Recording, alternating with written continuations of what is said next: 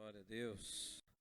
E eu gostaria de compartilhar com vocês algo que esses dias eu estava lendo a palavra do Senhor, meditando em algumas coisas, buscando a raiz de algumas dificuldades humanas, né? Principalmente do povo de Deus, de lidar com a sua fé. E eu gostaria de compartilhar com vocês. Sei que Deus vai falar muito também ao seu coração, como falou ao meu. Está em Gênesis, no capítulo 3, é o capítulo que fala da queda do homem. Tem pessoas que já me perguntaram assim, você é psicólogo, né? Eu falei, senhor, então você é um homem estudado. Sim, estudado na ciência do homem e também teologia. Ah, mas você é tão estudado assim e acredita nessa historinha de Adão e Eva? Eu falei assim, porque eu sou estudado é que eu acredito. A pessoa nunca espera essa resposta, né? Não, mas porque eu sou estudado é que eu acredito. Por que você não? A pessoa, eu não. Puxa vida, você deveria estudar mais. A pessoa começa a gaguejar, nunca espera uma reação dessa, né? Pois é, nós temos que, sim, falar com ousadia, porque é real. A nossa fé é viva, é verdadeira. O nosso Deus é real. Amém, irmãos? E se ele é real, eu acredito nele, eu acredito na sua palavra, então o que está ali é real. Ora, a serpente era o mais astuto de todos os animais selvagens que o Senhor Deus tinha feito. E ela perguntou à mulher, foi isto mesmo que Deus disse? Não comam de nenhum fruto das árvores do jardim? Respondeu a mulher, a serpente, podemos comer de todo o fruto das árvores do jardim, mas Deus disse, não comam do fruto da árvore que está no meio do jardim, nem toquem nele, do contrário, vocês morrerão. Disse a serpente à mulher, certamente não morrerão. Certamente não morrerão. Deus sabe que no dia em que dele comerem, seus olhos se abrirão e vocês, como Deus, serão conhecedores do bem e do mal. Quando a mulher viu que a árvore parecia agradável ao paladar, era atraente aos olhos e, além disso, desejável para dela se obter discernimento, tomou do seu fruto, comeu e deu ao seu marido, que comeu também. Os olhos dos dois se abriram e perceberam que estavam nus. Então juntaram folhas de figueira para cobrir-se. Ok? Pai, em nome de Jesus, como o Senhor sempre faz, maravilhosa, poderosa, traga, Deus, entendimento a esta palavra, de maneira que ela seja contextualizada na vida de cada um que está aqui, em nome de Jesus. Porque se esta palavra o Senhor a deu para esta igreja nesta noite, é porque nós precisamos ouvi-la, discerni-la e aplicá-la na nossa vida. Em nome de Jesus, que o Senhor manifeste com poder, para a honra e glória do teu nome. Amém. Glória a Deus. Irmãos, aqui tem algo interessantíssimo. É percebido aqui no texto que, olha que interessante, eles ouviram que Deus disse em relação à árvore do conhecimento do bem e do mal. Não coma. Agora, antes de seguir, Deus, quem falou, não foi? Foi Deus quem falou para Adão e Eva, não coma. Olha, no Éden, eles tinham tudo em abundância. Era um lugar onde a plenitude estava manifesta. Não havia pecado. A plenitude estava ali. Entendem isso? Entendem em termos de conhecimento, né? Porque ninguém aqui tem experiência disso. Mas se você puder imaginar, não existia falta de nada, Éden. Não existia falta de nada. Deus suprindo, e Deus deu essa palavra, não coma desta. Agora olha o que acontece. Vem Satanás e diz o seguinte, certamente vocês não morrerão, mas se vocês comerem, vocês terão algo a mais. Estão entendendo isso? De tudo que vocês têm, que é suficiente e, na verdade, não é o limite, o mínimo, mas é o máximo. De tudo que vocês têm, a serpente veio e disse o seguinte, de outra forma, ela disse assim, vocês estão satisfeitos, mas tem algo a mais. Deus não está te dando este algo a mais. É isso que ele disse. Interessante que Adão e Eva caiu nessa, né? E se nós puxarmos para o dia de hoje, dá para confiar em Deus? Responde para mim. Dá? A história da cruz vazia é uma realidade? É mesmo? Realmente Jesus morreu por você e por mim? Você crê nisso? Hã? Então ele é o Salvador. Jesus, destituiu da sua glória, veio em forma de homem, segundo o texto bíblico, né? Veio em condição de homem e veio para servir. Destituiu da sua glória, né? Jesus, segunda pessoa da Trindade de Deus, no primeiro versículo de Gênesis, ele estava presente, não é isso? O que diz lá? Gênesis capítulo 1, versículo 1, no princípio Deus criou os céus e a terra. Deus, no palavra original, Elohim. Elohim é Deus no sentido plural. Então significa a Trindade estava presente na criação. Então, Jesus, segunda pessoa da Trindade de Deus, vem em forma de homem para passar pelas tentações que o homem passa, veio com um propósito muito claro, muito definido, de ser o sacrifício para nos salvar. Amém, irmãos? Ele veio para te salvar, então isso é uma expressão real, verdadeira e consistente de que alguém genuinamente se importa comigo e com você, tá certo? E esse se importar tem uma dimensão que ninguém nessa terra pode se importar como ele. Concorda comigo? Tá certo. Então, se você concorda com isso, vem Deus através dos seus profetas, de tantas pessoas, inspirados por Deus, trazem a revelação de Deus da vida que Ele tem para mim e para você, através da sua palavra. Está aí, a palavra revelada está aí, né? O plano de Deus, sonhos de Deus, pensamentos de Deus, está aí para nós. Aí quando está revelado, o que acontece? Nós lemos algumas coisas, ficamos maravilhados, entusiasmados, são promessas para a nossa vida, aí as promessas, Deus vai revelando as suas promessas, e daqui a pouco ele diz assim, então, mas para aqueles que andam em obediência a mim, aí começa a incomodar. Porque andar em obediência a Deus é fazer a vontade dele acima da sua. Tá certo? Então, se a minha não bater com a vontade de Deus, eu tenho que abrir mão da minha vontade, não importa se isso incomoda, não importa se isso amedronta, não importa se isso irrita, mas eu vou fazer a vontade de Deus. Por quê? Porque eu entendo que Ele tem o melhor para mim. Ele é a pessoa que mais se importa comigo. E se isso é uma verdade, o que Ele me direciona a viver é o melhor para a minha vida. Estou certo? É coerente pensar assim, não é, irmãos? Mas Adão também sabia disso. Então eu queria dizer uma coisa para vocês hoje. Hoje, nós vivemos a mesma dimensão que Adão estava passando naquela época, Adão e Eva. Por quê?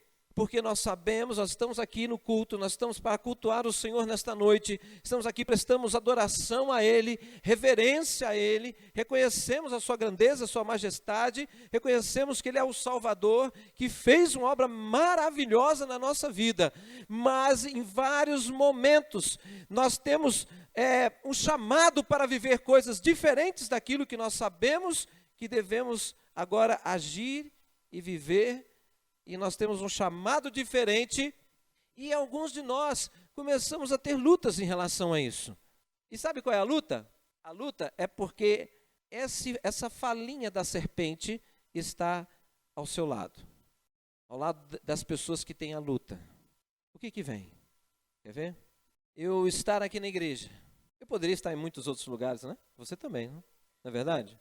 Mesmo que você fale, Alfenas não tem muitas opções. Mas você tem amigos, tem gente que tem rancho, né? Aqui vocês chamam de rancho, sei lá, tem Fantástico. Mas olha só, aí, o que acontece? Ali, Adão e Eva ouviram o quê? Uma voz dizendo o seguinte: mas você andar exatamente como Deus está dizendo que você deve andar, eu estou dizendo para você que você está perdendo algo. Então aí, são tantas coisas, irmãos, mas são tantas coisas, preste bem atenção.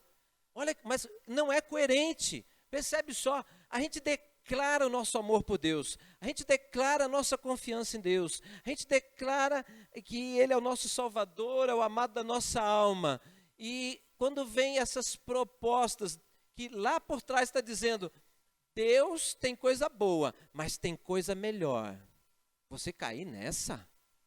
É isso que você está ouvindo, com outras palavras, não sei, mas lá dentro, quando você cede para algo diferente, você está dizendo que essa segunda opção é melhor do que a primeira.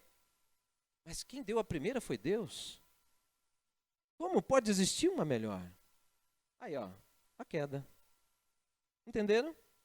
Então, quando o teu coração começar a se inclinar, você dá um chute na serpente, né? Dá uma bicuda, chuta que é laço. Sai fora. Existe luta? Sim, porque a luta, ela revela que você ainda não está perfeito. Ela revela que você está ainda em processo de santificação, que existe inclinações em você. Mas não é porque vem que você tem que ceder a isso. Eu só vou na direção que Deus me dá. Outra direção, por mais atraente que pareça ser, eu tenho que lembrar que quem preparou o plano excelente para a minha vida é quem? Deus. Simples assim. Por exemplo, Mateus capítulo 11, versículo 28, o que diz lá? Vinde a mim todos que estão cansados e sobrecarregados, eu vos... O que eu tenho que fazer? Me aproximar dele. De que jeito? Todo e qualquer jeito que você puder imaginar, que você seja, se você é criativo, se você tem alguém que te oriente, todo e qualquer jeito, se aproxime de Deus. Mas eu não sei isso, não sei aquilo. Não, ninguém está dizendo que você tem que saber alguma coisa, você tem que se aproximar. Quando você se aproximar, você vai aprender, você vai ter conhecimento, você vai ter discernimento, você vai ter sabedoria, você vai ter unção. Tudo aquilo que você precisa está com Deus. E vem através dele na sua vida, amém? Mas o que acontece? Quando a gente ouve, a gente começa a confiar, aí vem aquela vozinha, mas você está na mão enrascada e você vai dobrar o joelho? Cara, vai à luta, vai procurar o agiota, o cara tem grana lá, precisando de 20 conto, tu vai orar, e você acha que Deus vai fazer o quê? Vai nascer grana lá sei lá, na tua samambaia, né? Por quê? Porque são saídas, mas espera aí, eu não posso procurar um agiota. Aí vem, a pessoa falou para mim assim, fui fechar uma sala comercial, né, para o meu consultório. O senhor precisa aqui de um fiador. Eu falei, fiador? Então, desculpe, essa sala não é para ser para mim. Como assim? Eu falei, não, porque eu não trabalho com fiador. Mas por que você não trabalha com fiador? Todo e qualquer imóvel, hoje é com fiador. Não, para mim, não. Mas como para o senhor não? Bom, se a Bíblia diz que eu nunca devo ser fiador de ninguém, então se eu não sou fiador de ninguém, como é que eu vou pedir para alguém ser meu fiador? Quem se coloca no papel de fiador está enrascado, diz a Bíblia. Então eu confio no meu Deus, então eu não sou fiador de ninguém e, portanto, não peço para ninguém ser meu fiador.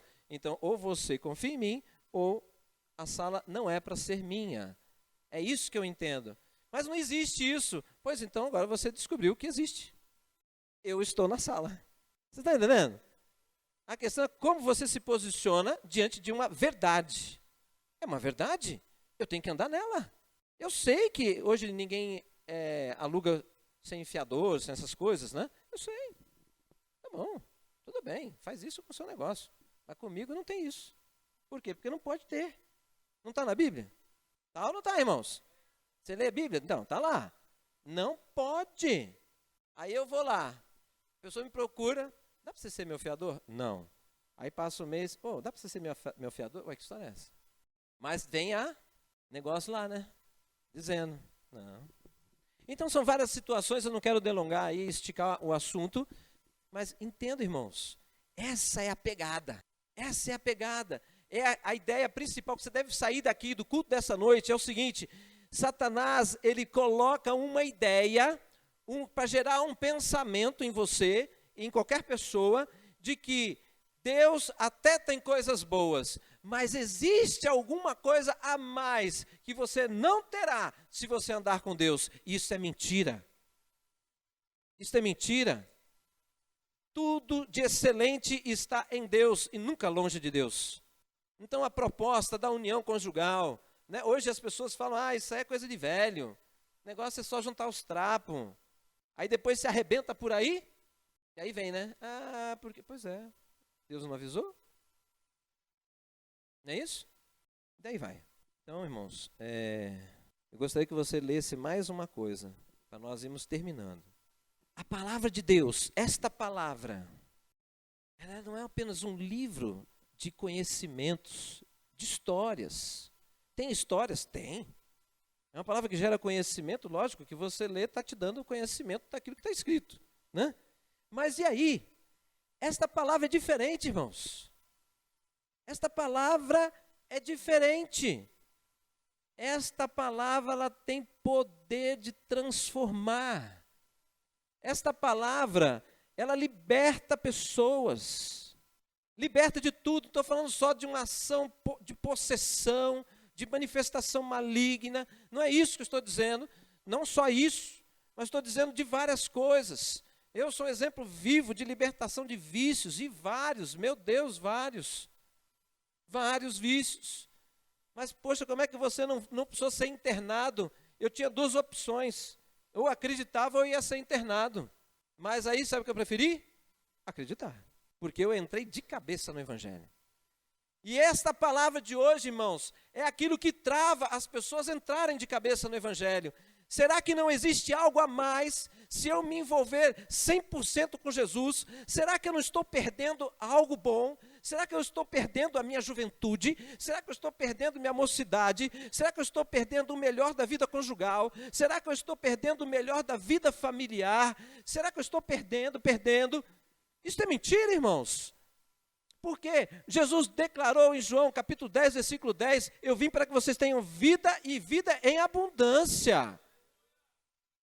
Mas isso tem a ver com o culto de domingo, retrasado, né? Você precisa cortar corda, você precisa acreditar. O Senhor falou, vai e vai. Não é vai com o pé na frente ou outro atrás, não, vai com tudo. Acelera e vai. Entendem, irmãos? Estão entendendo isso? Entra de cabeça, porque não existe um pé aqui e outro ali. Você tem que entrar no reino. Entrar no reino com o pé no mundo não existe. Você está na porta, né? Fica por ali, né? Só para ver se dá para dar uma olhada e tal. Não, rapaz, entra com tudo, porque a porta tem novidade. Mas o reino, meu Deus, tem muita coisa. Muita coisa. É maravilhoso, irmãos. E lá em 1 Coríntios, capítulo 2. 1 Coríntios, capítulo 2, versículo 4. Apóstolo Paulo, ele fala... Você sabe que a igreja de Corinto era uma igreja que tinha experiências tremendas com o poder de Deus. Mas era uma igreja, um bando de pecador. Rapaz, o povo fazia cada absurdo. Mas é um absurdo mesmo. Tinha coisa assim do filho deitar com a mulher do pai. Eram assim, umas baixaria. Você acha que baixaria só agora? Não, tem muita baixaria na história do povo de Deus, porque é a história do homem. Estão entendendo, irmãos? O homem, quando se afasta de Deus, o negócio fica feio. Olha lá. E aí é o que Paulo diz em 1 Coríntios, capítulo 2, no versículo 4 e 5. Olha lá o que ele fala. Minha mensagem e minha pregação não consistiram de palavras persuasivas de sabedoria, mas consistiram de demonstração do poder do Espírito, para que a fé que vocês têm não se baseasse na sabedoria humana, mas no poder de Deus. Aleluia! Então essa palavra tem poder. Então quando fala assim, nós temos que orar pelos enfermos, para quê? Ué, para fazer uma coisa assim, um ato religioso, criar uma ideia que não existe? Não, é porque os enfermos serão curados. Mas quando chegar em casa, leva lá no hospital, ora, mas leva no hospital. Então, irmãos, mas nós temos uma palavra.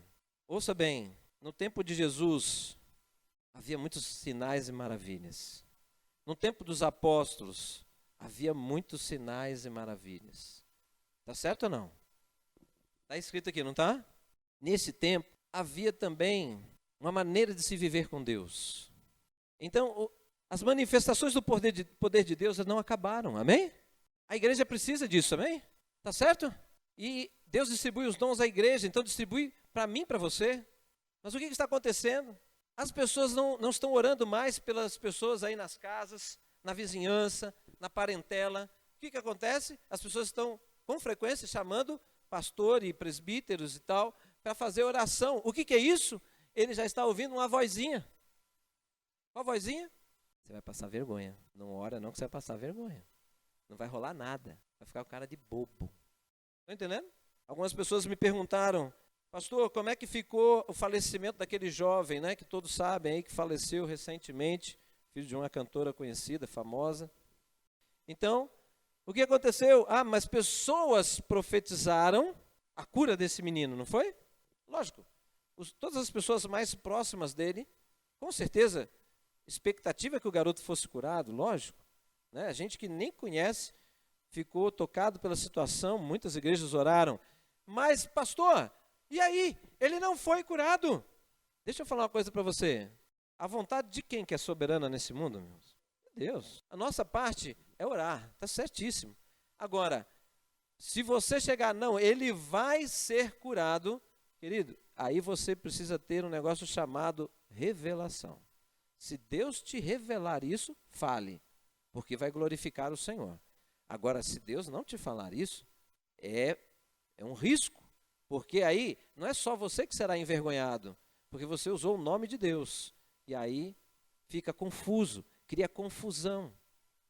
Se Deus cura, não quis curar, entendeu? Aí fica aquela confusão. Então eu queria dizer uma coisa para você, nós precisamos, em nome de Jesus, irmãos, Deus quer usar você, Deus quer usar cada um de nós aqui. Nós estamos num tempo que o mundo precisa conhecer realmente o Senhor Jesus, né? Não um Jesus que perdeu a sua força, que ficou assim como parece uma pessoa cansada, indecisa de resolver algumas coisas. Não é esse o Deus que nós cremos, não é verdade? Mas, segundo o que Jesus disse, e que Paulo deixou muito claro, Deus vai fazer através de nós, porque somos chamados corpo de Cristo. O corpo é que realiza a vontade que é a cabeça.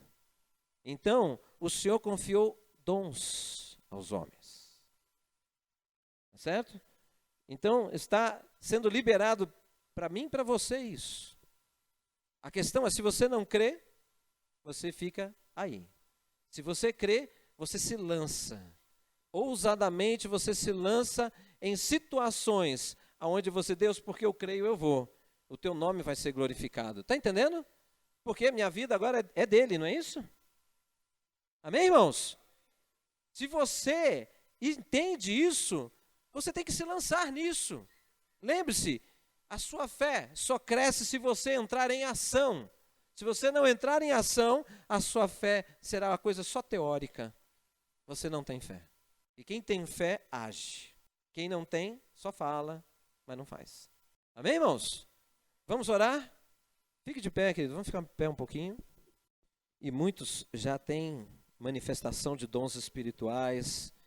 Outros ainda não têm, querido, mas eu digo com você com toda segurança, com toda certeza, sem nenhum receio, que Deus quer distribuir dons sobre a sua vida. Não é um nem dois, mas, entendeu? Mas você os dons são para a edificação do corpo de Cristo. Se envolva com a obra de Deus. Quando você se envolver, Senhor, agora me capacita sobrenaturalmente. Eu quero ser um instrumento da tua glória. Quero que as pessoas olhem para mim e não vejam que isto vem de mim mesmo, mas que vem de algo superior, que é o Senhor sobre a minha vida, agindo através da minha vida pela obra do teu Santo Espírito. Amém? Então, feche um pouquinho seus olhos.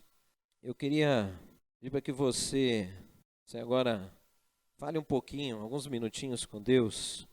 Como é que está aquele fogo de Deus dentro de você? Quanto que tem aquela chama que nós lemos lá em Levítico, que fala assim, olha, não deixe a chama se apagar do altar. O altar é o seu coração. A chama representa adoração a Deus, a chama representa também orações, ofertas ao Senhor, ofertas de louvor ao Senhor. Como é que está isso, querido? As prioridades da sua vida, vai falando com Deus.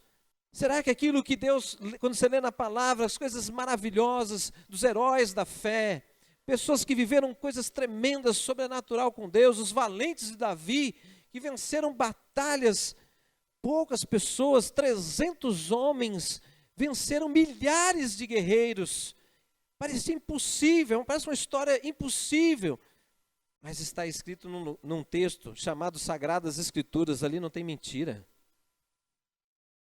Mas parece mentira porque a gente procura, é aquela vozinha, nada, isso não aconteceu não. Imagina que você vai esperar isso, coisas desse tipo acontecer na sua vida, eu posso esperar porque o meu Deus, Ele vive. É o mesmo Deus, o mesmo propósito de alcançar o coração do homem. Hoje é através da minha vida, através da sua vida, porque Ele nos chama hoje de igreja, corpo de Cristo. Fala com Ele. Você desistiu de sonhar, né? Os sonhos de Deus, né? Você desistiu. Será que você que está aqui desistiu disso?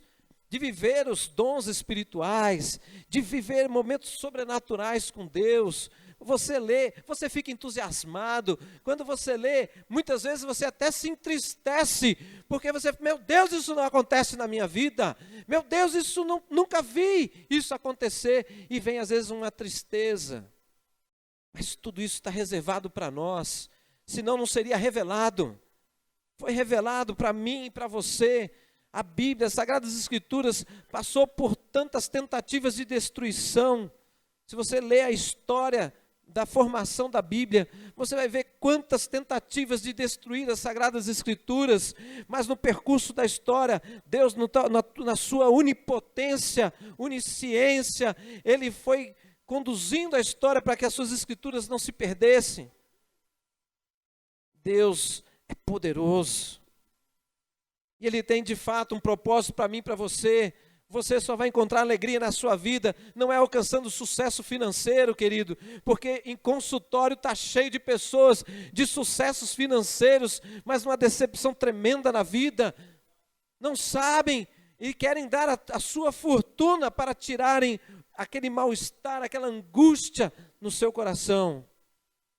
Mas eu vejo alguns cristãos genuínos, pessoas que, na verdade, até abriram mão de muitas coisas para servir o Senhor de todo tempo, todo coração. Essas pessoas, às vezes, uma vida simples, financeiramente falando, mas se sentindo plenos, realizados, felizes, entusiasmados todos os dias. É esse tipo de vida que Deus tem para mim e para você. Não estou falando de uma vida financeira simples, porque isso é você e Deus. Mas eu estou falando de ter todo dia, você acordar com alegria no seu coração, dizendo, Senhor, obrigado por mais uma oportunidade. Uma oportunidade de falar de Ti, de compartilhar o Senhor, de ser instrumento de cura, de libertação, de salvação, de conserto de vidas, de levantar o caído, de fortalecer aquele que está abatido, Senhor, de ajudar a libertar o oprimido, Senhor, de dar vista aos cegos, aqueles que não veem o Senhor, eu anunciar em alta voz, a venda cair, as pessoas enxergarem a beleza do Senhor, que há a solução, que há a salvação, aleluia. Como muitas vezes nós perdemos o foco, como muitas vezes nós perdemos isso, querido, mas em nome de Jesus, Abre o teu coração para o Senhor. Abre o teu coração para o Senhor. O Senhor, Ele está preparando cada um de nós para um tempo que é chamado eternidade. Mas Ele confiou uma obra na tua mão, irmão. Ele confiou uma obra, não é só na minha, não na sua, na vida de cada um que está aqui. Mesmo você que nunca entregou a sua vida ainda a Jesus, mas Deus tem um plano para a sua vida. Levante as suas mãos, se você entende, eu preciso ser cheio do Espírito Santo. Eu preciso ser cheio do Espírito Santo para ter os dons espirituais. Eu preciso também ter mais do que dons espirituais. Eu preciso ter o caráter de Cristo em mim. Eu preciso de unção, de poder para vencer o pecado que me assedia todos os dias. Porque a vida de santidade é a vida que agrada ao Senhor. Está escrito, aleluia. Senhor, em nome de Jesus, Espírito Santo de Deus, a tua palavra diz que o Senhor distribuiu os dons à tua igreja. Nós sabemos, Deus, que as manifestações dos dons estão muito atreladas àquilo que nós cremos em relação a isso. Nesta noite, Senhor, começa a gerar de novo o despertar da tua igreja, o entendimento da necessidade dos dons espirituais, o entendimento de buscar os melhores e maiores dons, conforme a tua palavra diz. Em nome de Jesus, Pai, começa a gerar isso, algo novo, desperta novamente, Senhor, e ainda mais a tua igreja, porque nós estamos em tempos difíceis, e isso só nos traz o discernimento, que realmente estamos no tempo da necessidade, das manifestações dos grandes sinais do Senhor, para que as pessoas aí fora saibam que Tu és um Deus vivo, e que o Senhor opera no meio da Tua igreja, aqui no nosso meio. Distribui, Senhor, os dons que são importantíssimos para a edificação do corpo de Cristo. Em nome de Jesus, Pai, enche os Teus vasos, Senhor. Esses que, por qualquer motivo, Senhor, foram se esvaziando numa proporção, Senhor, mas que devem estar cheios novamente. Faz isso, Pai, gera isso no Teu povo, em nome de Jesus. Tira, Senhor, afasta, Senhor, toda palavra mentirosa e enganosa, dizendo qualquer coisa diferente, Deus, de que, Senhor, a importância dos dons sobre a Tua igreja, porque se importantes elas não fossem, os apóstolos foram os maiores exemplos de instrumentos de poder nas Tuas mãos. Portanto, Pai, aonde o Senhor tem nos levado, no trabalho, em casa, na vizinhança, dentro da igreja, levanta, Senhor, pessoas com poder do Senhor, para que, Deus, as obras de Satanás sejam desfeitas, e que o Teu nome seja glorificado, o Teu nome seja reconhecido, o Senhor seja temido, Senhor, desta cidade, aonde o Senhor nos enviar, porque, Senhor, a história de cada nascimento de igreja nossa nesta região foi com manifestação de sinais do Senhor. Por isso, Deus, isso só nos prova que as pessoas, elas buscam isso, elas esperam isso, elas precisam, Senhor, da Tua palavra anunciada e das manifestações que confirmam que o Senhor realmente está vivo. Que assim seja, Senhor, em nome de Jesus. Em nome de Jesus. Que assim seja sobre a tua vida, meu irmão. Em nome de Jesus. Esta semana, busque intensamente o Senhor nesta área. Deus quer trazer de volta coisas que Ele já fez através da sua vida e que você não tem visto mais. Se lembrar da história como Deus já te usou e que hoje parece que os dons foram tirados da sua vida, é mentira. Os dons são irrevogáveis. Irrevogável. Então, você vem no culto e você tem que fazer uma festa para Deus. Celebrar mesmo o nome do Senhor. Mas muitas vezes essa atitude meio murcha, meio acanhada, meio tímida, é porque não tem tido nada novo, nada de experiência nova, não tem tido nada. Mas essas coisas estão reservadas para você, busque, porque são suas. Deus já separou para você. Amém? Vamos dar uma salva de palmas para o Senhor? Aleluia! Glória a Deus! Glória a Ti, Deus! Aleluia! Glórias ao Senhor! Amém.